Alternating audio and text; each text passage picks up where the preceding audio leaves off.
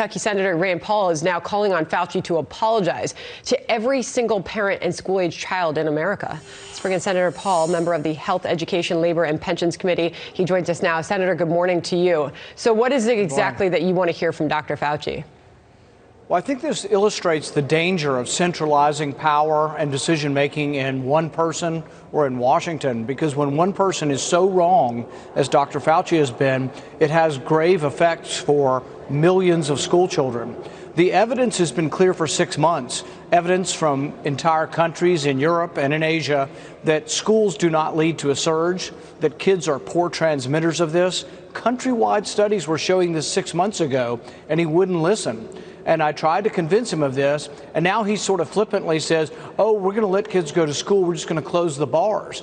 Well, we should also look at the evidence on that. Do lockdowns, prevent the spread of this? Right now we have more mandates and more lockdowns than we've ever had, and yet the incidence of COVID is rising exponentially.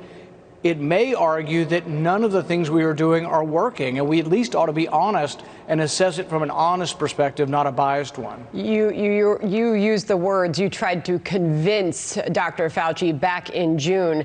This is an exchange with him on the schools that, again, were shut at that time. Listen. All of this body of evidence about schools around the world shows there's no surge.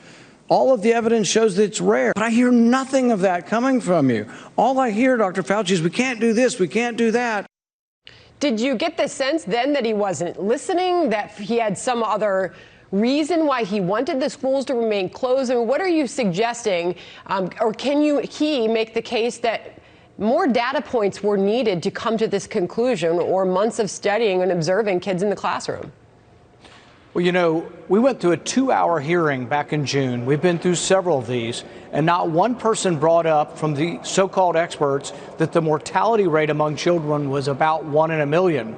So I brought this up with Dr. Fauci, and immediately his defensive response was, what about Kawasaki's disease? Well, Kawasaki's disease is a rare complication of viral illness, and yes, it does exist, and it's not to discount it if your child gets it.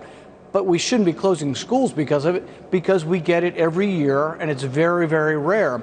But he wasn't really listening, and I think the reason is that with Dr. Fauci, I think his belief that we should submit, that we're all members of the hive, we're all members of the collective, that submission is more important than the facts.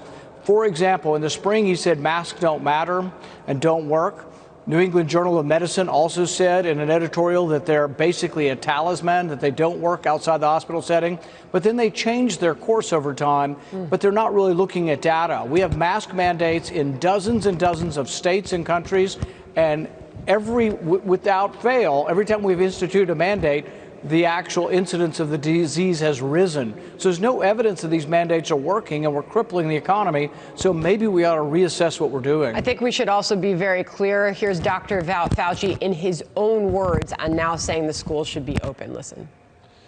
We say it not being facetiously as a soundbite or anything, but, close the bars and keep the schools open. The default position should be to try as best as possible within reason to keep the children in school or to get them back to school. Senator, also to be clear on where you stand on this, you're saying the students are safe in the school as long as they're maintaining social distance, wearing masks, and engaging in these safety protocols, correct? I think there are reasonable things you can do in school. For the small children, I wouldn't have them wearing masks. I don't think it makes any difference. And really, we ought to reassess what we're doing on this. Trying to take some precautions is reasonable. But there are now people saying, Dr. Fauci included, that when we have a vaccine, you're still going to have to wear a mask. So people do need to push back. I'm one of those who are immune, and I keep pushing back. 13 million Americans have had this. We don't need to tell them they have to wear a mask. The thing is immunity is working. It's working as well as the vaccine works. And when we get the vaccine, hopefully we can all be free of these encumbrances. Senator, I've got to leave it there, but are you suggesting there should be some sort of accountability when it comes to Dr. Fauci or others who are advising that schools be shut as long as they have, now learning that children really aren't spreading the disease? Well, it's the same people who predicted millions and millions of people would die from this. They've been wrong at every turn. Their models only work when they continue to adjust them with reality, but they never have been accurate from the very beginning. It turns out that this is a terrible, difficult disease for the elderly and for the kids. This is the truth. It actually is less deadly than the seasonal flu for children. And we should acknowledge that this is a disease that is different depending on your age group. And in a free society, everybody should get to be able to analyze the data and make their own decisions. Senator, I appreciate your time this morning. I'd like to follow up with you on all of that soon. Thanks. Thank you.